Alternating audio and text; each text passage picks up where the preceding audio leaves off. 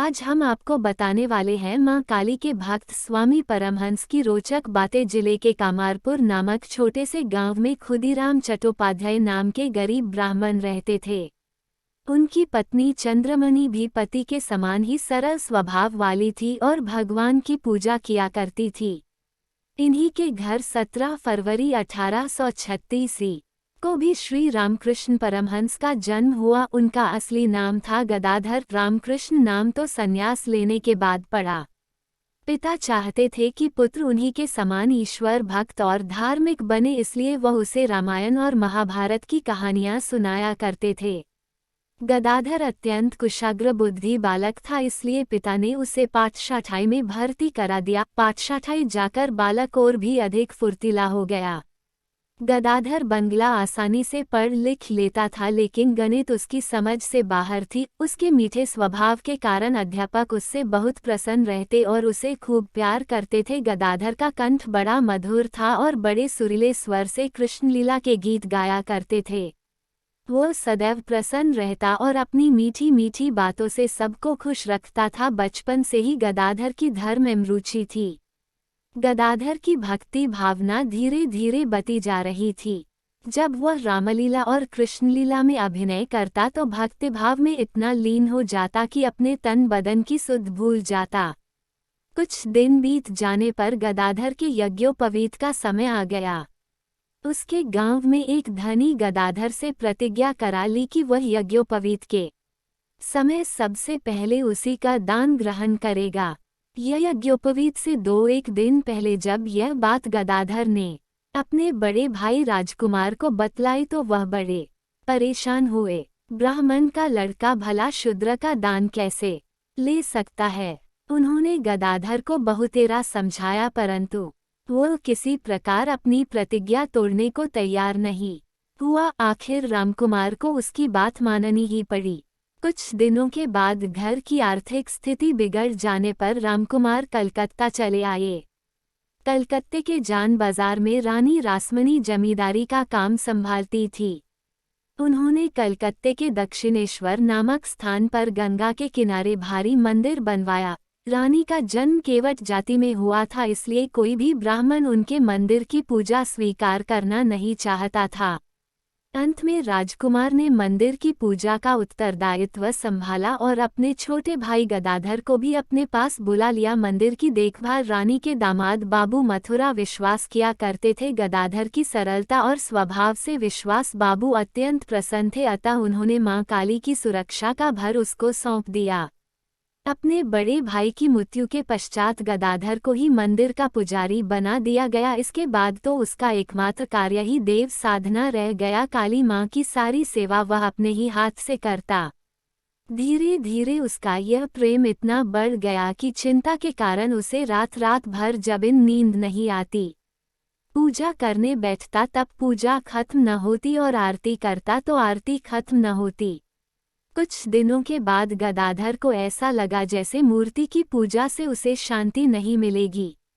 वो काली मां के दर्शन करने के लिए बच्चों के समान बिलख बिलख कर रोया करता था।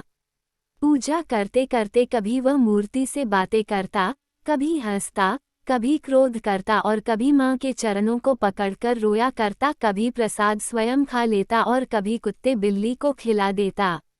रानी तो उसको देवता मानने लगी थी। जैसे हनुमान राम की सेवा किया करते थे, वैसे ही अब गदाधर ने दास्या भगवान से भगवान राम की पूजा करनी आरंभ कर दी।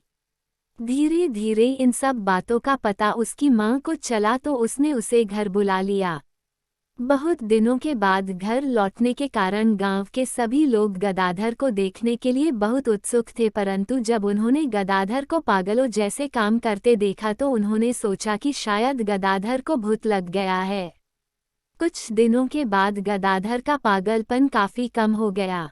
उसकी मां ने सोचा कि गदाधर की शादी करने से शायद उसका पागलपन जाता रहेगा। कामारपुर से 2 कोस पर जयरामवाटी ग्राम में रहने वाले श्रीरामचंद्र मुखोपाध्याय की लड़की शारदामणि के साथ बड़ी धूमधाम से इनका विवाह कर दिया गया।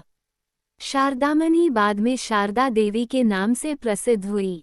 एक बार दक्षिणेश्वर में जब वो गंगा के किनारे बाग में काली की पूजा के लिए फूल तोड़ रहे थे तभी वहां गेरुआ वस्त्र पहने एक सन्यासिनी आई।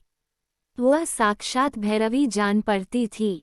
उन्हें ऐसा लगा जैसे उस सन्यासिनी से उनका जन्म जन्म का संबंध हो। वह तुरंत मंदिर में गए और अपने भांजे हृदयराम को उस सन्यासिनी को लाने के लिए भेजा। सन्यासिनी के पास जाकर उसने जैसे ही गदाधर का नाम लिया वह दौड़ी हुई हृदयराम के साथ आ गई। उसके आंखों में आनंद के आंसू भरे हुए थे। गदाधर ने उससे पूछा, माँ तुम्हें मेरी खबर कैसी लगी?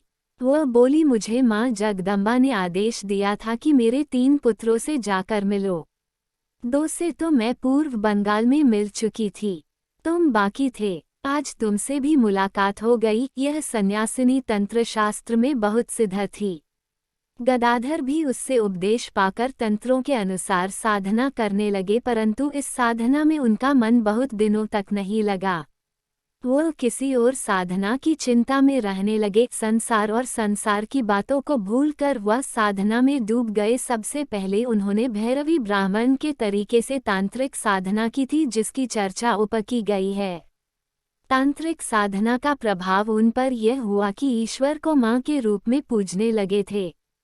फिर उन्होंने एक नागा संत तोतापुरी के बताए हुए तरीके से वैदांतिक साधना की।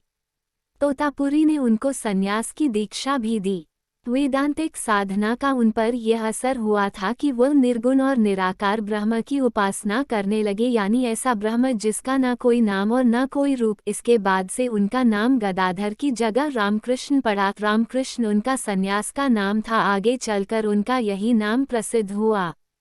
वेदांतिक साधना से उनका दिमाग खुल गया। वह परम सत्य की प्राप्ति के लिए सब धर्मों की गहराई से छानबीन करने लगे। गोविंद रे नाम के एक सूफी के प्रभाव में आकर उन्होंने कुरान पढ़ी।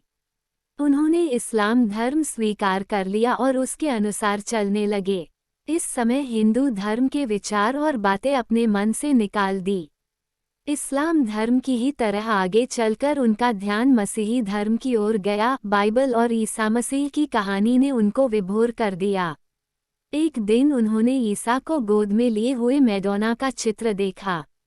इसका उन पर इतना असर हुआ कि वो बराबर ईसा मसीह के ध्यान में रहने लगे और सब कुछ भूल गए।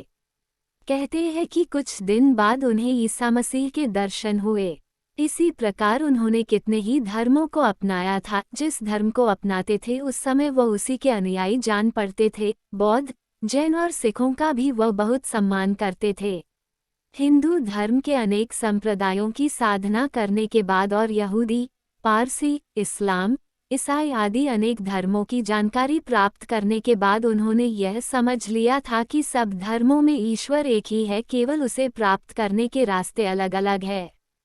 काली, खुदा, बुद्ध, राम, कृष्ण, दुर्गा सब एक ही भगवान के रूप है।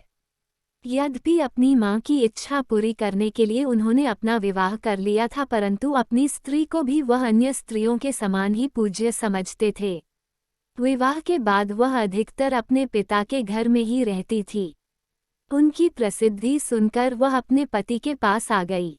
रामकृष्ण ने उनका बड़ा आदर किया और कहा कि मैं किसी भी स्त्री को पत्नी रूप में स्वीकार नहीं कर सकता।